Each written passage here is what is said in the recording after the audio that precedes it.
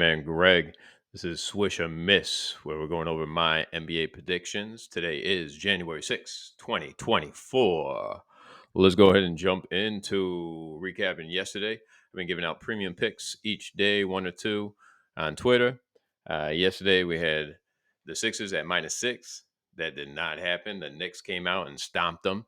A little upset. I jumped off the Knicks train there ever since they got OG. They've been winning, and they just got another win.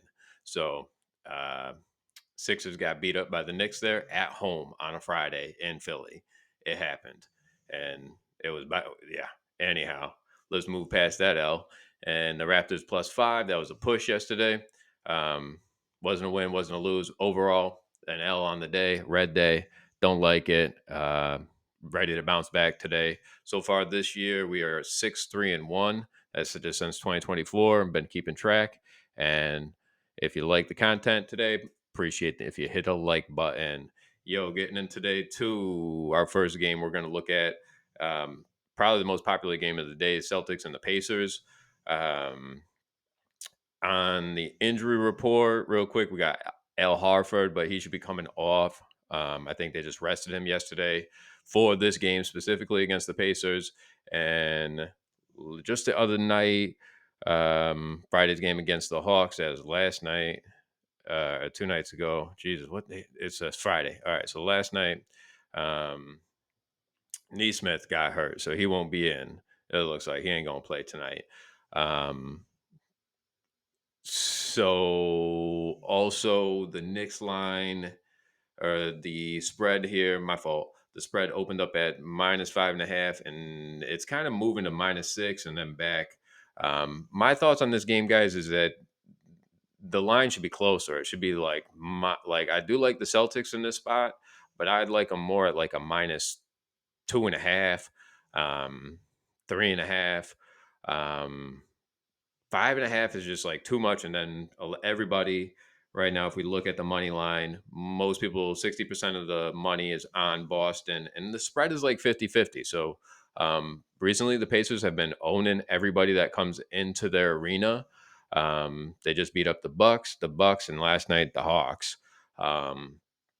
So each of these teams just played last night, and the Celtics have to travel. So that's kind of a negative against the Celtics. And if I bring up the last time, let's look at the last two times these guys played. Only once this season, and I don't recall if this. I think it was for that in-season tournament. Yes, it was that in-season tournament. The Celtics should have won that first game. Excuse me, that only game that they played, and they got beat in Indiana. My thoughts on that in-season tournament was that if it was in a neutral, because I remember I had Boston for that game. If it was in a neutral arena, that's what I was thinking. These play-in tournaments were going to be in a neutral arena, a battlefield. You know what I mean? Kind of like it was playing. They started playing in Vegas after the first couple rounds or whatever. But definitely the home court advantage there. The Pacers were able to beat the Celtics, and the Celtics came out to play. And then that was last year. No, that was this year, November 1st, 2023. The Celtics just murdered the Pacers in Boston by 50 points. Now, I went deep into these two games and was like, why is this so different? Why were they able to win here and just got like blown out in the other one? In November, they weren't able to hit any threes. Their 3-point percentage in that game was under 10%, which is just like, what? For the Pacers, they're usually upwards of 40, almost hitting 50% of their 3-pointers. They're a very big offensive team. So to only score like 100 points is like, not normal for them. And lately they've been scoring upwards of in the high 40s percentage of their 3-pointers. Not normally is it, in the 10s or 20s. So I feel like tonight, if the Pacers come out and they play and they hit their threes, they not only could, cover, they could also win this game. So I'm starting to look at the plus money here as like, I might sprinkle something on that. I was thinking the Celtics when I went to bed last night. But then I'm like, this line is too high. And then I see it starting to move to -6. I know they can get the job done, but I feel like if the Pacers come out and they're hitting their threes, puh, it's going to be hard to stop that offense. So this is like a coin flip for me. I think the line should be way closer. And if I had to pick a spread, I would definitely pick the Pacers here. And I'd wait too because I think that line's going to go up to like +6, maybe +6.5, which would just be ridiculous for the Pacers at home.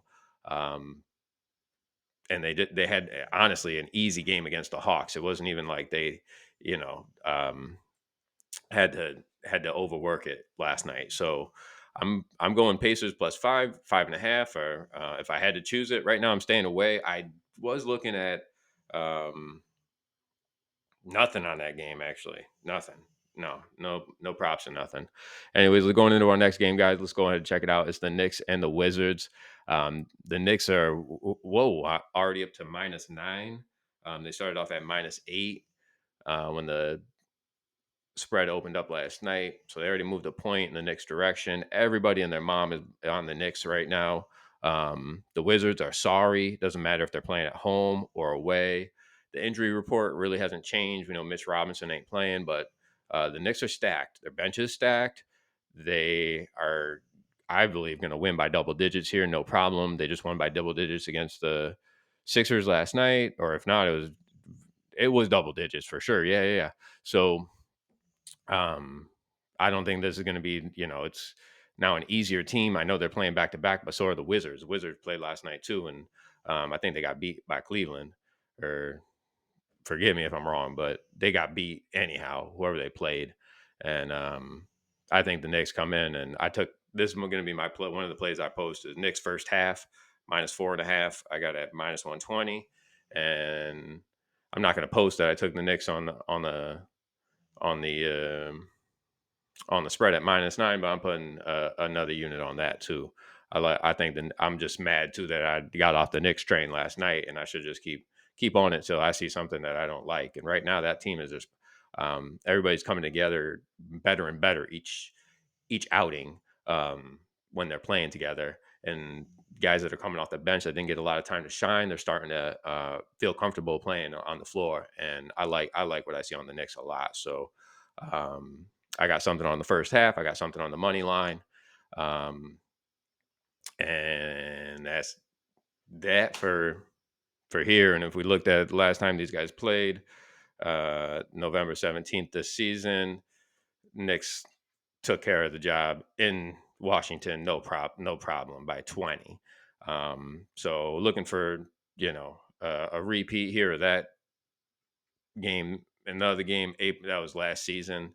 They got Knicks took them by 9, but let's not even talk about last season. This new season, and then even just in the last 2 weeks, the Knicks are a brand new team.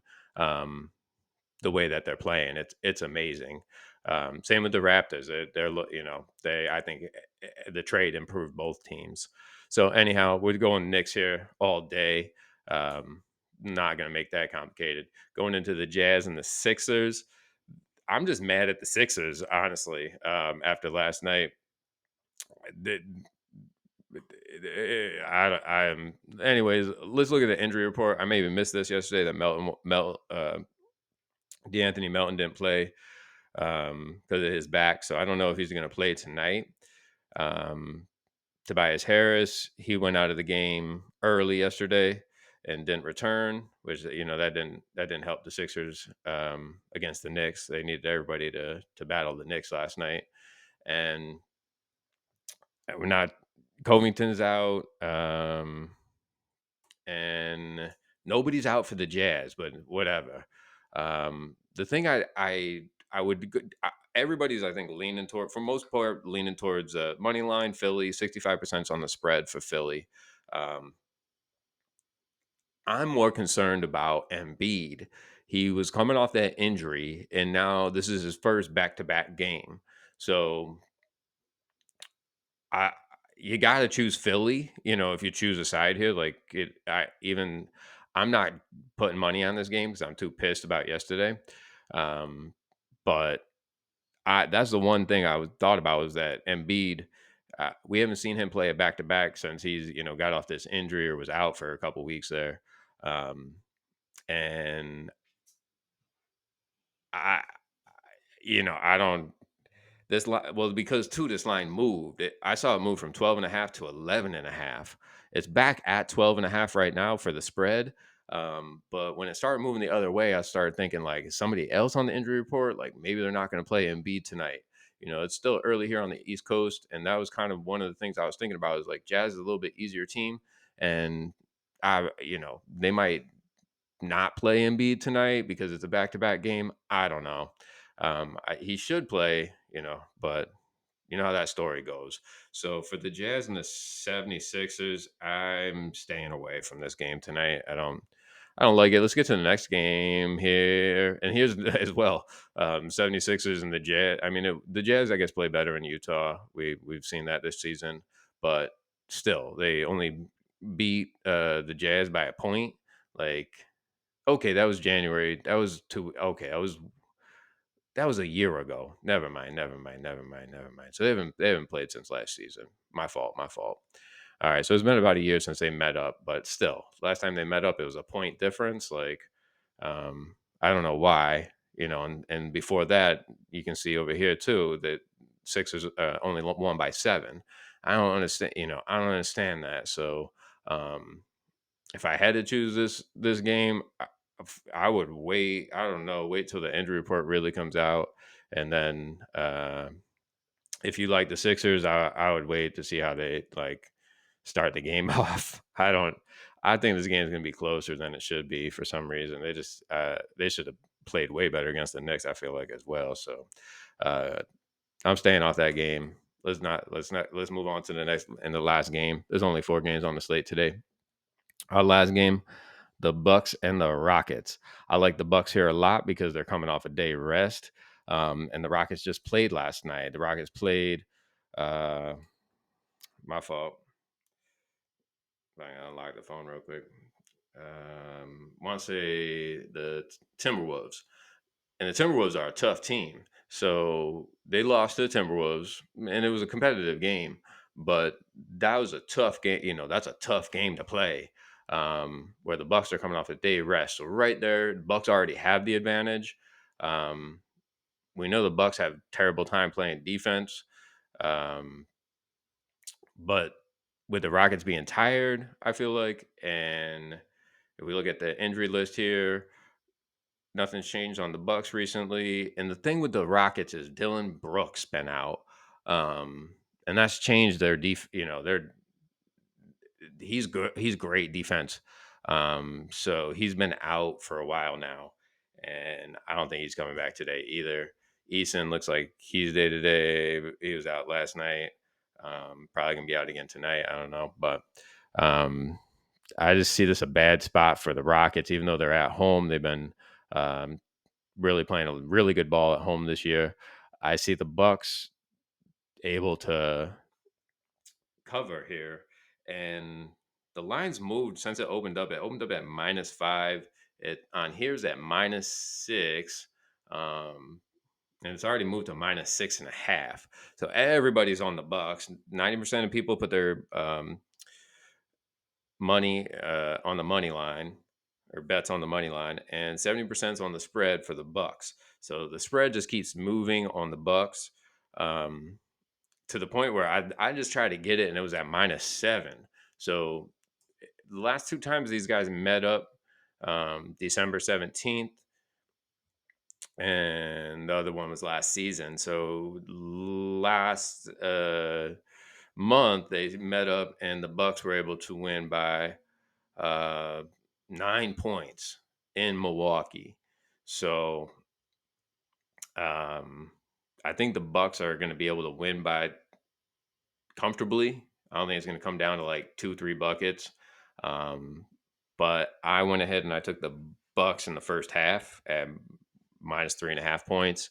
Um, I think the Bucks are going to come out and try to get this job done early, and they're not going to try and wait around for the second half. Then by the second half, I think they're just going to put it's going to just go at that point go back and forth, back and forth. But because of the Bucks being on rest, I feel like they're going to be able to come out the gate strong and just get the Rockets where they want them. So going into the half, um, I think they'll be up 4, be up two baskets, um, and I think by more, honestly. But and the Rockets are going to have to do some catching up in the second half, and I feel like the Bucks should win this game comfortably by almost double digits.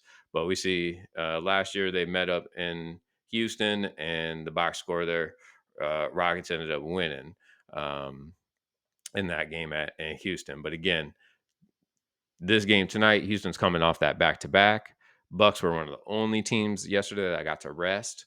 Um, so I feel like they're going to be able to come in here and feel good, um, play a real fast first half, and we know the Bucks can be offensive because they ain't that defensive. So especially too, they coming off 2 losses on the Pacers, and then they just got that win on the Spurs. That Spurs game was close too. Um, and they were up on the. That's the thing, is they were up on the Spurs at half. Like they had them at half, and then they let them come back way too close. Like that's kind of what the Bucks been doing. They start off good, it seems like, and then halftime they kind of just let the game kind of even back up, where it's like, dude, what happened to that lead? So I'm going with Bucks